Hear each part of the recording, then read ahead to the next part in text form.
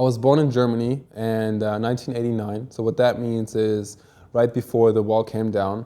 And even though that was the case, I still experienced a lot of segregation, racism. I grew up in a small town, son of a single mother, fatherless child, and a lot of trauma in my family at the time.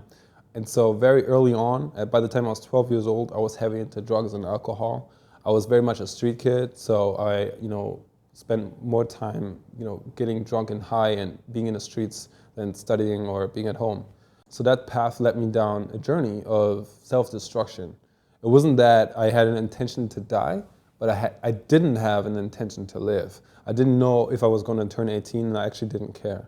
So what that led to is by the time I was 16, 17 years old, I had a near-death experience. So I moved from a small town, of 30,000 people to Hamburg, Germany, which is like the Chicago of Germany. And so it was very diverse, very big, but I was on my own. I was a teenager, and got myself into a gang, a dangerous one.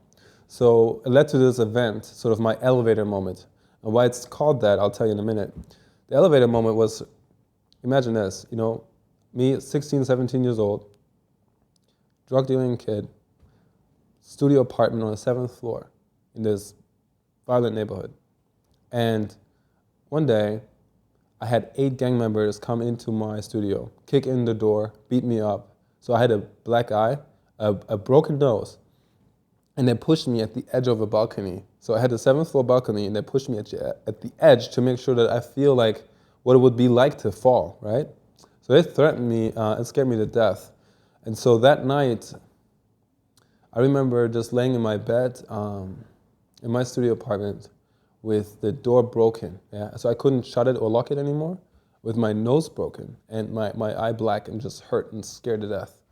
And every time the elevator would come up and go ding, I was like, okay, here they come. They're coming back to finish me off. So that was my elevator moment, because that was the moment I decided that enough was enough, that I wasn't going to live my life that way and not going to live in fear.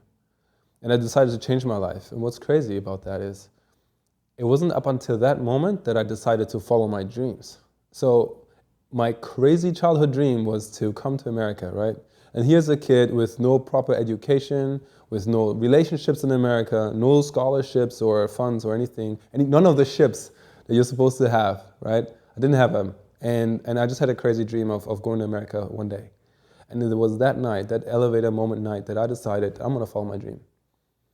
And that's when I discovered that there's more to life. There's a certain laws of the universe that when you follow them, your life will just grow exponentially.